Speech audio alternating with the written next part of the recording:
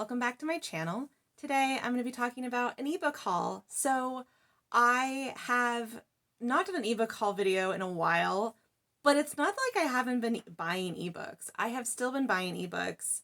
That has not stopped. What I do when I buy ebooks, I have kind of a system. So I love my Kindle. I use my Kindle Fire.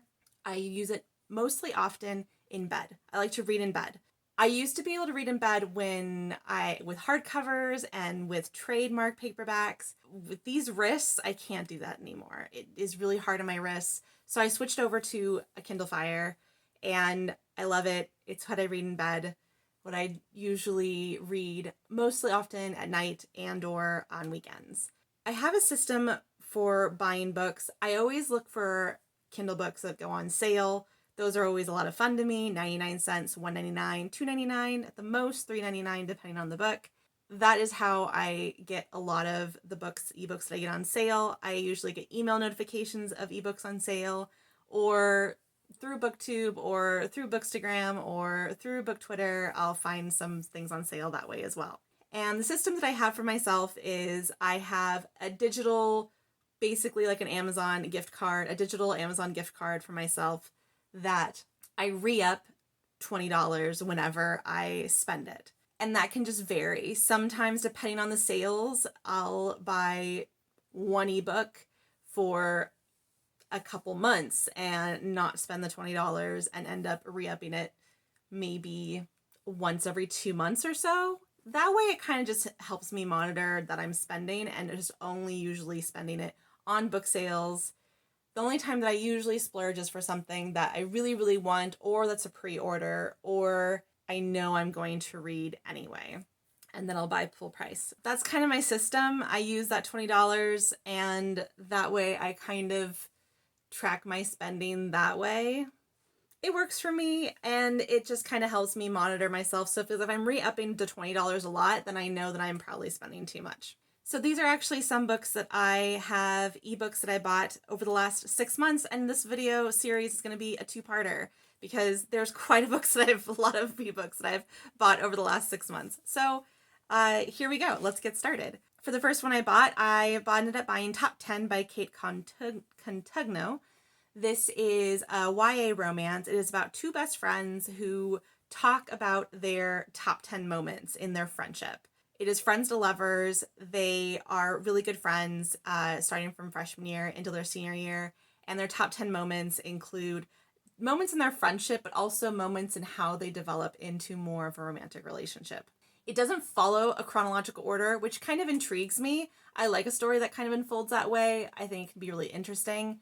I read part of the book a few years ago and never finished it because it was a library book. I ended up having to return it.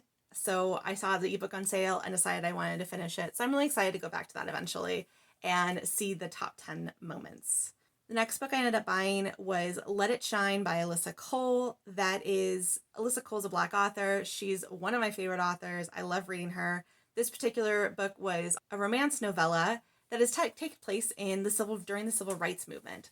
I love a romance set in that time period, so I think can be something really interesting and fun in that, as well as like a really definitive moment in history. I think that's something really interesting. So I definitely downloaded that. Alyssa Cole's novellas are some of my favorites. I'm really excited about that one and bought that one when I saw that on sale immediately. Next one I recently bought was Bringing Down the Duke by Effie Dunmore. This is number 1 in the League of Extraordinary Women series, and it is about a suffragette and a duke. The suffragette is trying to convince the duke to be on her cause.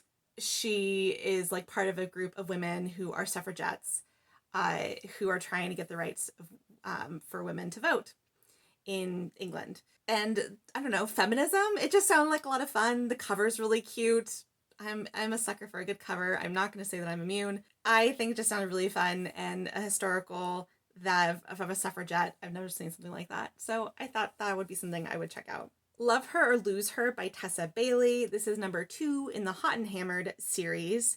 This particular romance is a second chance romance, and from what I hear, Tessa Bailey is kind of steamy, so I'm willing to check that out and looking forward to checking her out. This particular one is about a husband and a wife who have fallen on hard times, and they end up going on a marriage retreat to repair their relationship. I usually don't always like second chance romances where they're already married, but I'm willing to give this a shot, and I've heard really good things about Tessa Bailey, so I think it should be good. The next one I ended up buying was A Night to Surrender by Tessa Dare. This is number 1 in the Spindle Cove series. The Spindle Cove, apparently, from what I understand, is like a refuge for ladies in society who are a little bit different, odd, off, however you want to classify them. And this particular romance is the first book in that series. It is about like the ringleader of the women that are there, and the Earl comes to start a militia there in the town, and she just wants nothing to do with that.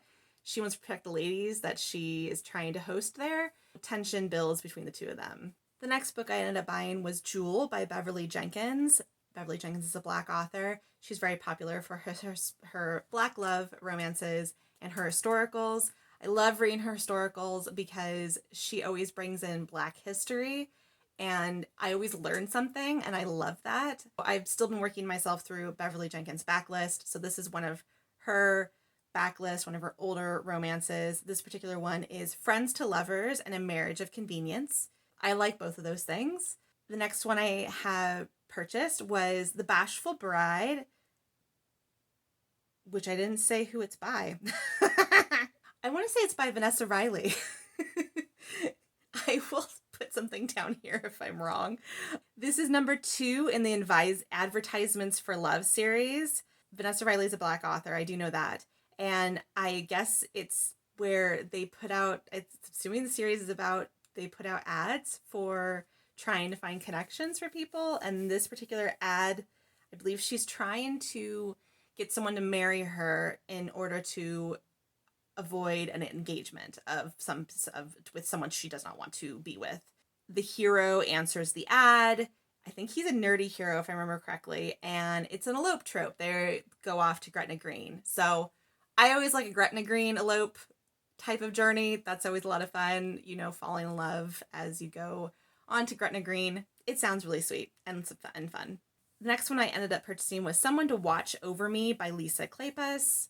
This is number 1 in the Bow Street series.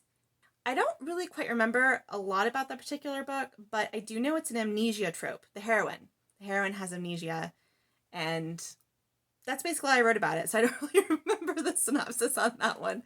I know Lisa Klepas is a really big historical favorite. A lot of people really love her. I feel like the 2 or 3 books that I read of her, I've always been a little bit underwhelmed, so I want to give her more of an opportunity to impress me, and I know this particular series is a favorite, so we'll see. The next one I ended up getting was Lady Sophia's Lover by Lisa Klepas as well. This is number 2 in the Bow Street series, and this one particularly is a forced proximity trope, as well as she's the seductress in this situation. So she's the one out to seduce him. I think that could be a lot of really fun trope. So yeah, it sounded really interesting.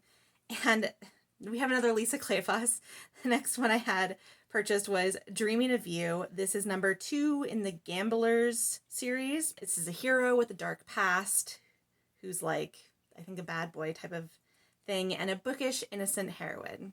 I always love that kind of couple, so it seems like a lot of fun. Again, I wanted to give Lisa Klepas more of a chance because I know these are some favorites, and these particular ones were on sale, so I grabbed all of them. Oh, I have one more, Lisa Klepas.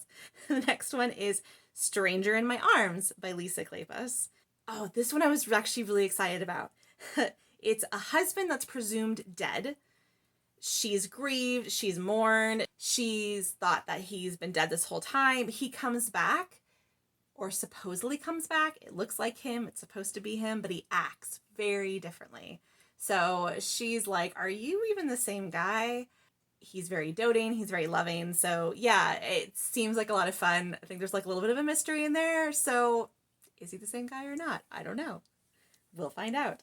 I want to give Lisa Klepas more of a chance. These particular ones were all on sale at one time, so I just kind of went wild. And I'm hoping that I'll find a favorite from her. Cross fingers. I know she's a favorite of historicals. I know so many booktubers love her. Radio Silence by Alyssa Osman. This is a young adult. I believe it has an ace rep, which is asexual. Radio Silence is about two teenagers who end up forming a podcast, and I believe one of them is Ace.